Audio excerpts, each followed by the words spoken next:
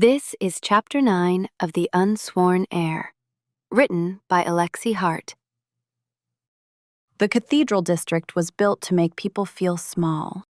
Streets narrowed as they climbed, forcing bodies close together beneath towering stone.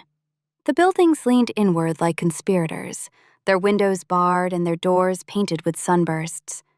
Every corner held an alcove with a saint statue, every statue watched by a lantern that burned even in daylight, as if darkness was a sin that needed constant correction. Above it all rose the radiant cathedral. Its spires were gilded, catching the pale winter sun and throwing it back in hard, blinding shards. Its walls were carved with reliefs of saints, triumphing over beasts, over witches, over kings who dared to kneel to older gods. Her stomach tightened as the carriage rolled through the outer square. People stopped to stare. A procession of priests crossed the plaza in gold and white, their voices raised in hymn. They glanced at the carriage and then looked away quickly, as if even curiosity could be contamination. Knights in pale mail stood at the cathedral steps, spears crossed, sunburst finials gleaming like teeth. The carriage halted. The High Warden's hand found her cord. He looked at her like he could taste her pulse. The bond mark answered with a slow, humiliating warmth, and the dark at the edges of the room seemed to breathe in time with them. "May I?" he asked, quiet. Her throat tightened. "Yes," she said. He opened the door and helped her down, gloved hand hovering at her elbow without touching, until she nodded. The simple act of him waiting for permission was a small rebellion. The bond hummed, warm and steady. But the moment her boots touched the cathedral stones, the warmth shifted. Cold rose through the soles of her feet. Not winter cold, a deeper chill, like earth that had never been warmed by sunlight. The relic in her sleeve pulsed hard, eager and frightened at once. Her breath caught. The High Warden stiffened beside her. "You feel that," she whispered. His voice was low. "Yes." They stood at the base of the cathedral steps. Above them, the doors loomed, black wood bound in gold, etched with saintly reliefs that seemed to writhe when the light shifted. A priest waited at the top of the steps, fur mantle draped over his shoulders, pale eyes bright with purpose. "High Warden," he called, "you are expected."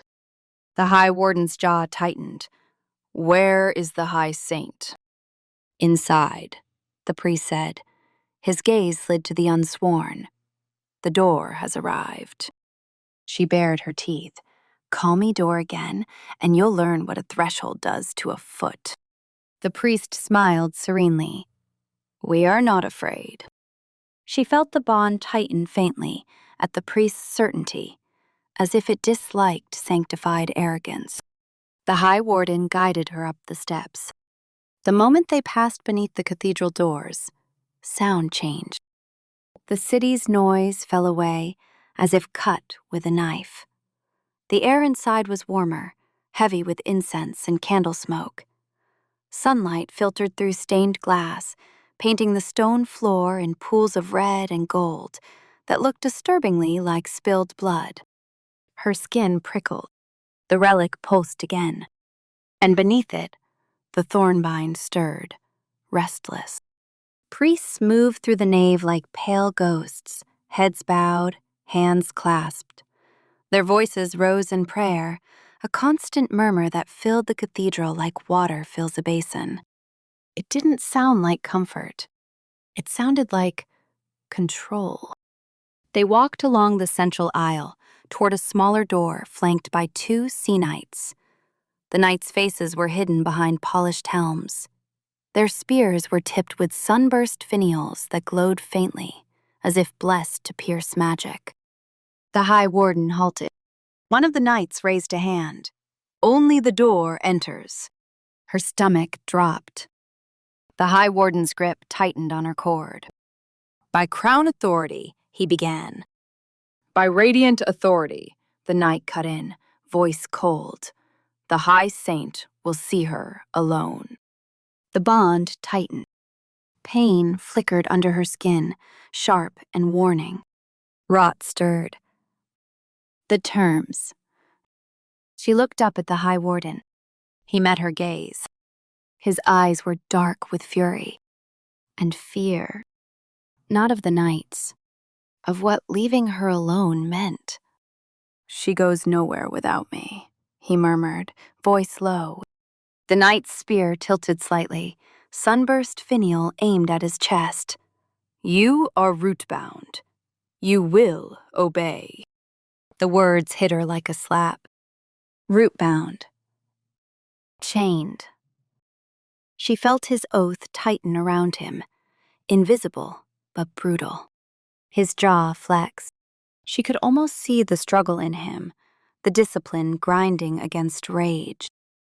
She stepped closer, lowering her voice so only he could hear.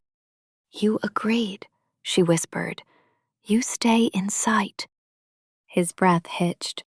The bond trembled, listening. He looked at the knight. No, he said. The word was soft. It shook the air anyway. The knight stiffened. The second knight shifted, spear angling. The priests nearby turned their heads, murmurs faltering.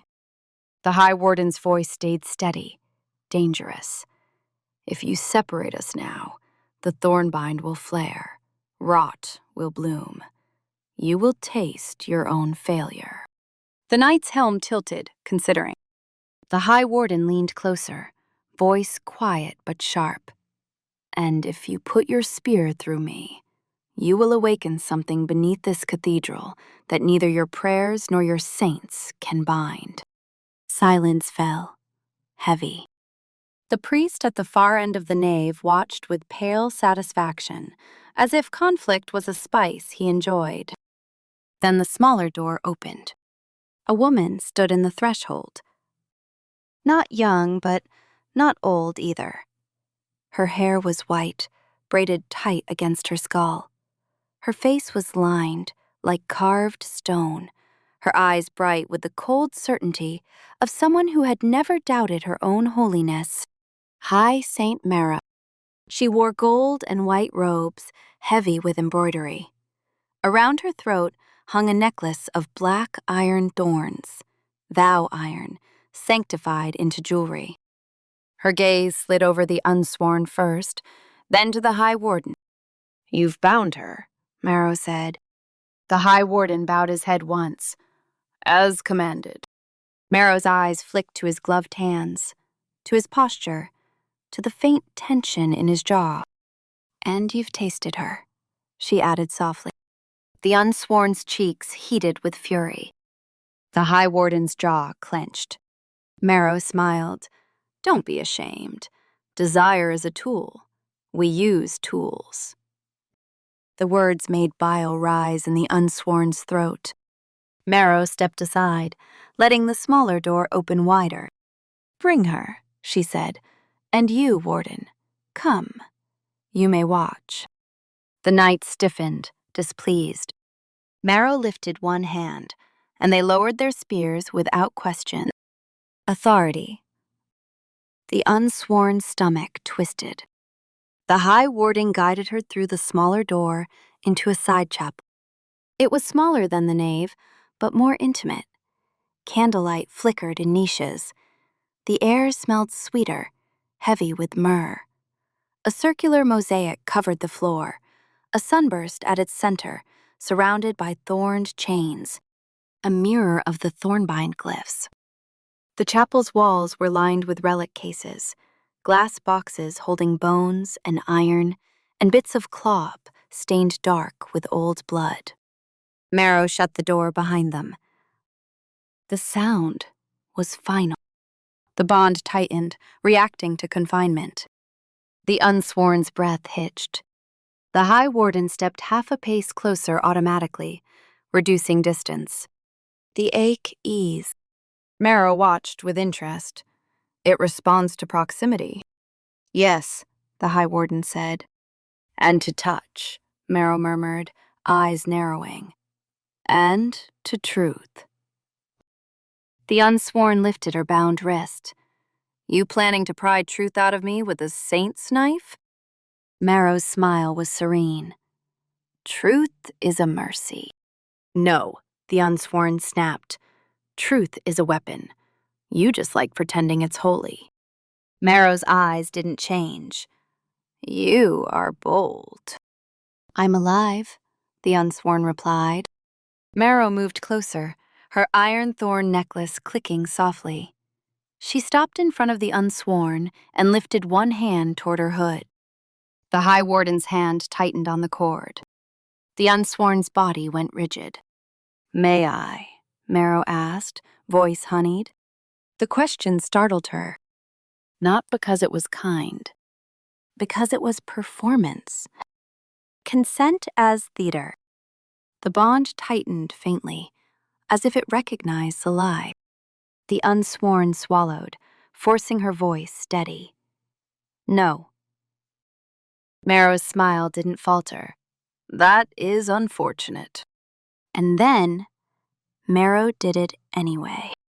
She gripped the Unsworn's hood and yanked it back. Cold air hit her face. Candlelight exposed her features to Marrow's gaze. The bond screamed. Pain lanced through her ribs, sharp and twisting. Rot surged like black water, cold bloom spreading through the chapel air. The candles guttered. Marrow's eyes widened, then gleamed. There, she whispered. There you are. The High Warden swore under his breath. He stepped closer, hand reaching for the Unsworn shoulder. May I? He asked urgently. Yes, she gasped. His gloved hand closed on her shoulder. Warmth surged through her, easing the pain, pushing back the rot's cold bloom. The bond steadied. Marrow watched the exchange with open fascination. So, she murmured, consent stabilizes, coercion corrupts. The Unsworn glared at her through the lingering ache. You knew. Marrow smiled. Of course I knew. That is why we bind. Her stomach turned. Marrow lifted her hand again, hovering near the Unsworn's face as if she wanted to touch. Your blood sings, she murmured. The gate hears you. The High Warden's grip tightened on her shoulder. The Unsworn's breath hitched. What gate? Marrow's eyes glittered. The hollow gate beneath this city. The old mouth. The old hunger. Her skin went cold. The High Warden's voice was low. High Saint, state your purpose. Marrow's smile turned sharp. My purpose is to keep the realm alive. And mine, the Unsworn spat, is to keep myself alive. Marrow's gaze slid to her bound wrists. The realm requires sacrifice. The word made the bond tighten, as if it hated it. Pain flickered. The High Warden's voice turned dangerous. She will not be sacrificed. Marrow tilted her head, studying him like an interesting animal. You sound certain. He didn't look away. I am. The Unsworn felt his certainty through the bond, strong, hot, almost violent. Marrow's smile softened into something that looked like pity. Warden, she said gently, your devotion will ruin you. His jaw flexed. My devotion has already been used. Marrow's eyes flicked to his wrist. The black-veined bruising. She saw it. The Unsworn saw her see it. Marrow's smile sharpened. Ah, she murmured. You are already touched. The gate has claws in you. The High Warden went very still. The Unsworn's stomach dropped. Marrow stepped closer, voice low. You think you keep her alive, but perhaps she keeps you alive. The High Warden's breath hitched. The bond hummed, as if delighted by the truth. Marrow turned her gaze back to the Unsworn. You are key, she said. You are Bloodroot. You are door. The Unsworn bared her teeth. I'm not your door. Marrow's eyes gleamed. You are, whether you wish it or not. The Unsworn felt the relic in her sleeve pulse, cold and hungry. She realized suddenly that the vow-iron sliver had been calling to this place, to the thorned chains in the mosaic, to the black iron necklace around Marrow's throat, as if it belonged, as if it had always belonged, as if she had carried it here like a messenger. The thought made her nauseous. Marrow lifted 2 fingers and traced a small sign in the air. The chapel's candle flames leaned. The air turned colder. The mosaic beneath their feet seemed to hum. The Unsworn's blood went ice. What are you doing? She whispered. Marrow's voice was soft. Listening. The Unsworn felt it then. A pressure beneath the floor. A vast, slow awareness, as if something under the cathedral had turned in its sleep. Her breath caught. The bond tightened, not with pain, but with a deep, vibrating pull that made her bones ache. It was calling. From below. The High Warden stiffened, his hand tightening on her shoulder. You feel it, he said. Yes, she whispered. The word was barely sound. Marrow smiled. The door wakes. The chapel shuddered. Not like an earthquake, like a breath. A cold exhale rising through stone. The candles guttered again. Black veins of rot flickered across the mosaic, then vanished, like ink beneath glass. The Unsworn's heart slammed. The relic in her sleeve burned cold against her skin. She heard it then, not with ears, but with blood. A whisper. Not a voice. A law. A hunger shaped like a vow. Thorn. The old god beneath the realm. And it was awake enough to taste her. The Unsworn's knees went weak. The High Warden caught her at once, arm wrapping around her waist. May I? He asked, urgent. Yes, she breathed. He held her, close enough that the bond steadied, warmth flooding her belly, easing the bone-deep pull. Marrow watched them with serene satisfaction. You see, she murmured, binding her didn't contain her. The Unsworn swallowed, throat tight. Then what did it do? Marrow's smile widened. It called, she said. The High Warden's grip tightened. Marrow's eyes sharpened. You have brought the key to the lock. You have awakened the old mouth beneath Crownspire. The Unsworn stared at her, horror turning to fury. You did this, she whispered. Marrow's gaze was calm. We did what we must. The High Warden's voice went colder than winter stone. If you wake the gate, you doom the realm. Marrow's smile sharpened. Or we save it, with the proper sacrifice. The word sacrifice made the bond tighten again, pain flickering, rot stirring. The Unsworn bared her teeth. I will not die for your miracles. Marrow's eyes were bright. You will, she murmured, or the realm will. The High Warden's jaw flexed. The Unsworn felt his rage through the bond, hot and fierce. She also felt something else. Fear.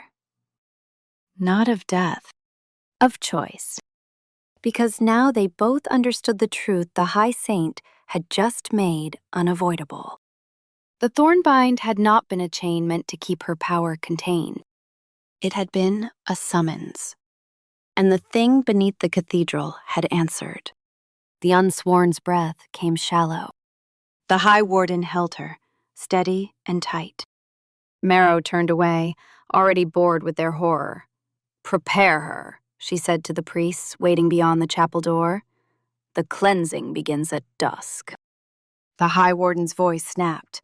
"No." Marrow didn't even turn her head. "You will obey," she said.